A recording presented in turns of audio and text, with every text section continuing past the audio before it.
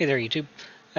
Wanted to make a video here on some thoughts I had on earning income, and I'm calling this a tier list. It's not really a tier list in the traditional, if you've ever seen the kind of the tier list that people post online for like S class and A class and B C, etc.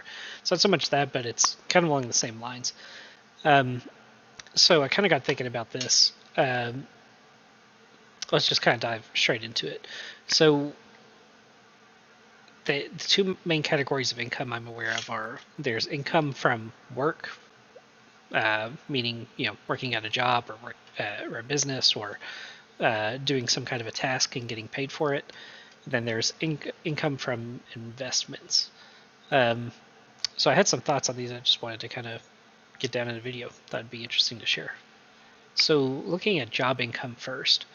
Um, Interesting. So an important note about job income is that in order to get money at the end of it, you have to invest time and effort.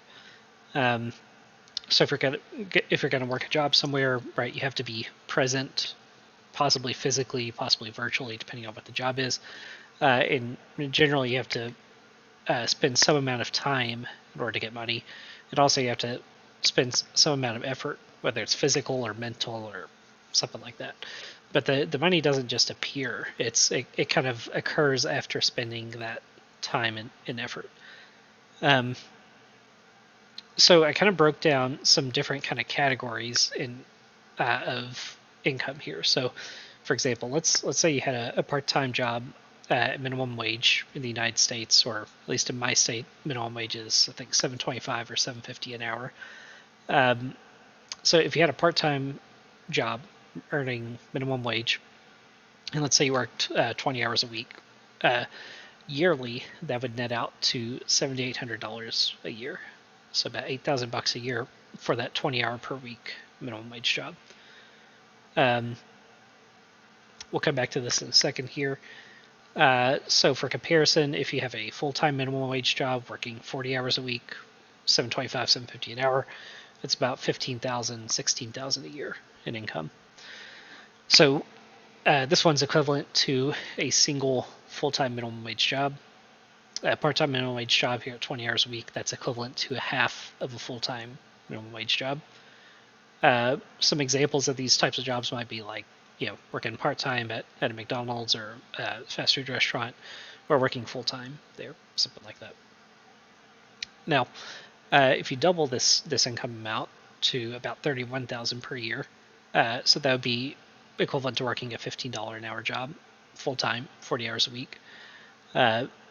So if you can find a position where you get this amount, then all right, so the cool thing about this is that if you can get a job earning this amount, you're investing the same amount of time. You're still spending 40 hours a week on a full-time job, but you're getting 2 times the money on the other side here.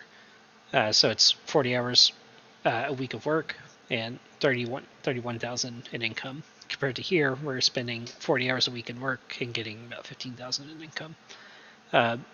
So effectively, if you can get this type of a job, it's equivalent to you working 2 of these full-time jobs over here. So that's pretty cool. And likewise, if you kind of keep going up the scale, if you can find a job where you get $30 an hour, that's about 62,000 a year. That's equivalent to working 4 full-time jobs, minimum wage jobs. If you go kind of towards the upper end of the scale here, if you can find a job earning $60 an hour, it's about 125,000 a year. Then that would be the equivalent of you working 8 full-time minimum wage jobs in terms of the income that you get out of it. So I think the cool thing about going up the scale here is if you can find ways to get to these higher paying positions, you still invest the same amount of time. You might invest a little bit more effort, a little bit less effort. It kind of depends on what position you get, how stressful and demanding it is. But generally, you're going to spend roughly the same amount of money as you are over here. But you can get 2 times, 6, 8 times, even more the amount of money for for the same amount of time and effort, roughly. If you can find out ways to move up the scale. So that's pretty exciting. And so just some more examples of jobs in these different kind of categories, just to kind of get a feeling for it. So if you can double from minimum wage to $15 an hour, that might be equivalent to like an office administrator job or working at a warehouse, something like that. Once you're getting up to 60,000, yeah, maybe that's like a truck driver or working in HR or something like that. Some of these higher incomes, around 90,000, like a veterinarian, software developer, and then some of the past 120,000 or so, maybe a doctor, lawyer, some kind of experienced technical work, something like that. Now, granted, these jobs aren't. This isn't set in stone. These are just some random examples I pulled up online that are roughly close to these kind of income brackets. So, kind of interesting to think about that. As you can get more dollars per hour here, and spend the same amount of time and effort, you can multiply the amount of money that you get at the other end. So that's kind of job income. Let's look at investment income. So the thing I think is interesting here is that, so in job income, you have to invest time and effort to get money. Effort requires energy, and so that can be stressful and things like that. In time, any given person, you only have so much of it in your life, so it's a limited, scarce resource. Compare that to investment income. Investment income, you put in money, and on the outside of it, you get more money coming out of it. So investments, they don't require you to spend a huge amount of time and effort in order to get more money, which is pretty exciting, I think, right? Because if you compare up here, you can get much more efficient at converting your time and your effort into money by working in positions where you get a higher salary for them. But at the end of the day, you still have to invest time and effort to get the money. Whereas if you're focused on investment income, the only thing you need is, I say the only thing you need, like it's an easy thing, but what you need to get money here is you just need a large pot of money, and that will by itself generate money for you. Some of the stuff makes it, it probably sounds obvious, but and a lot of it is relatively obvious and common sense kind of stuff. But I think it's exciting to think about for what it's worth. So again, here's just kind of a table showing how different amounts invested, what they would generate for you. So I'm assuming a 7% return per year. That's assuming you're invested in the stock market.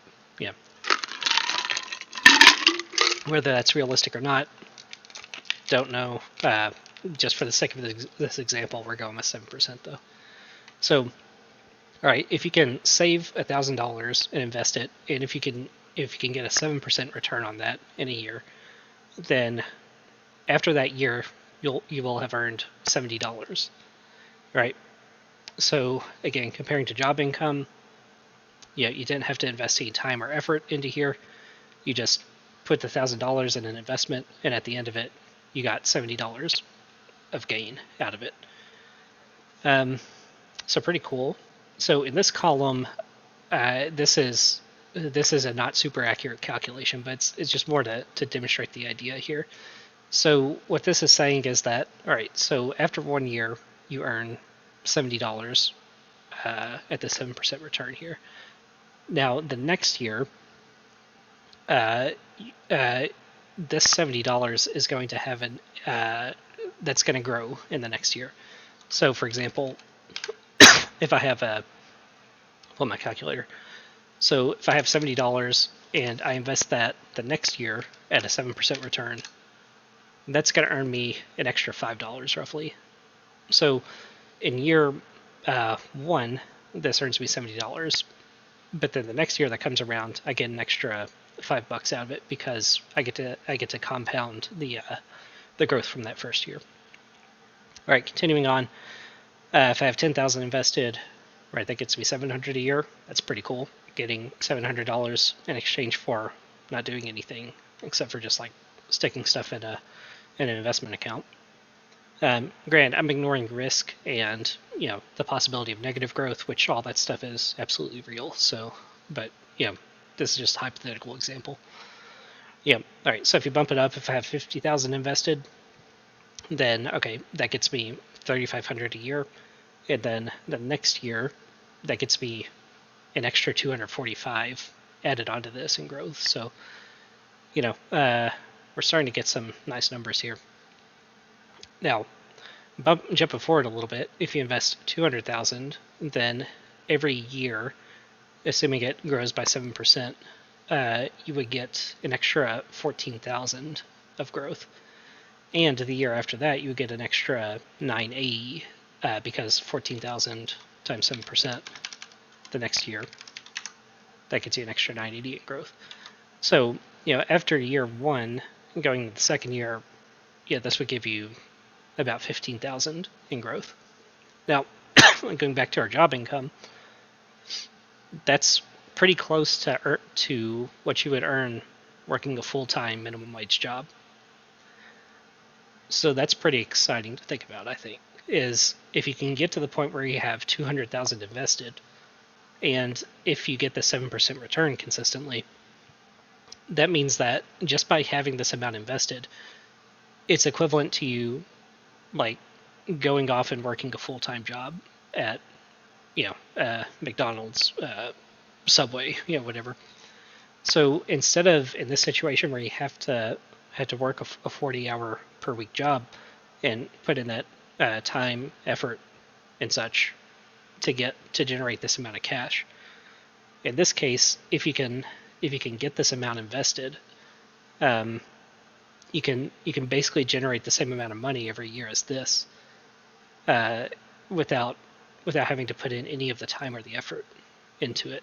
Right? It's just a matter of having enough invested to cover it. Right? So that's pretty cool, I think. Going on, so if you get to about 500,000 invested, that gives you about 35,000 a year. Right? And so that's, if you can get to the point of having 500,000 invested at 7% per year, then right, that's roughly equivalent to earning a $15 an hour full-time salary in investment growth. And in these numbers here, they're ignoring compounding over the long term. So that's just what you would earn in 1 year, and then the next year you would earn more because, right, if you're assuming continuous growth over time. And then you could keep going up the scale, and it's it kind of continues on. But yeah, that's really all I wanted to share on it. I saw some interesting thoughts. So it's I guess to summarize, the thought is that anytime you're working in a job, you have to exchange time and effort to get money, and by working in occupations with a higher hourly rate, you can become much more efficient at converting time and effort into money.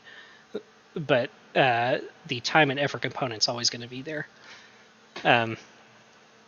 Whereas if you can get to have a large amount of investment income, that's an alternative way to generate money that does not require time and effort. So interesting stuff to think about. That's all I had for today. Thanks, and see you later.